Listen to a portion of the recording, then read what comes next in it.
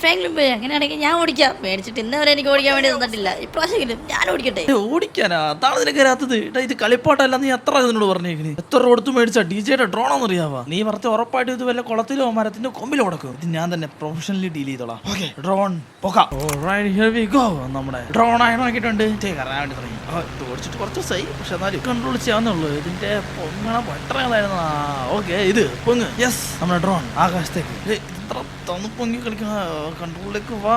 Okay ഇതിന്റെ view നോക്കട്ടെ. നമ്മൾ ഡ്രോൺ വ്യൂ അങ്ങോട്ട് കിട്ടുന്നില്ല. ഓക്കെ ഡ്രോൺ വ്യൂയിലേക്ക് വന്നിട്ടുണ്ട്. ഓൾറൈറ്റ് ഇനി പറയാം എന്തിനാണ് ഡ്രോൺ എടുത്തത്. ഫസ്റ്റത്തെ കാര്യം, ആദ്യമേ ഈ കാണുന്നത് ഒരു കാൽപാദം തന്നെയാണോ എന്ന് നോക്കട്ടെ. കണ്ടിട്ടൊരു കാൽപാദം പോലെ തന്നെ ഉണ്ട്, പക്ഷെ എന്നാലും എന്തോ ഒരു അപാകതയിലോ ഇതാണെങ്കിൽ കൺട്രോളും കിട്ടുന്നില്ല.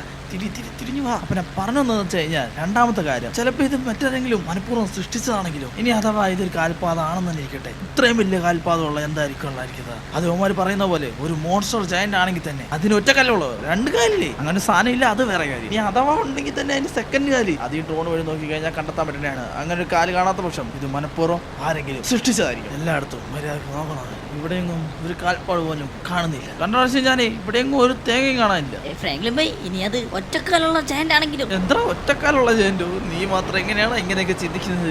അങ്ങനെ നോക്കട്ടെ. ഞാനെന്ത് മണ്ടത്തിൽ കാണിക്കണം? ഇതിന്റെ കാൽപ്പാട് അങ്ങോട്ടിരിക്കണം, ഫ്രണ്ടിലേക്കല്ല നോക്കണ്ട. ഈ ഡ്രോൺ കൊണ്ട് ഈ പരിസരം മൊത്തം അരിച്ച് പിറക്കട്ടെ. ഒരു കാൽപാദം കൊണ്ട് കിട്ടിയ കളി മാറി. അവിടെ ഒരു കാൽപാദം.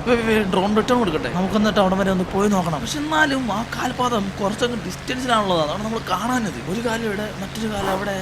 ഇതൊക്കെ അവിടെയൊക്കെ ഒരു പ്രശ്നമില്ലേ? പക്ഷെ ഞാൻ ഇതുവരെയുള്ള എന്റെ നിഗമനത്തിൽ അതൊരു ഫുട് പ്രിന്റ് പോലെ തന്നെയാണ് തോന്നുന്നത്. പക്ഷെ നിങ്ങൾ പറയുന്ന പോലെ മിത്തിക്കൽ കഥകളായിട്ട് റിലേറ്റ് ചെയ്യാനായിട്ടില്ല. ഇവിടുത്തെ ഒരു കാൽപ്പാട് കഴിഞ്ഞാൽ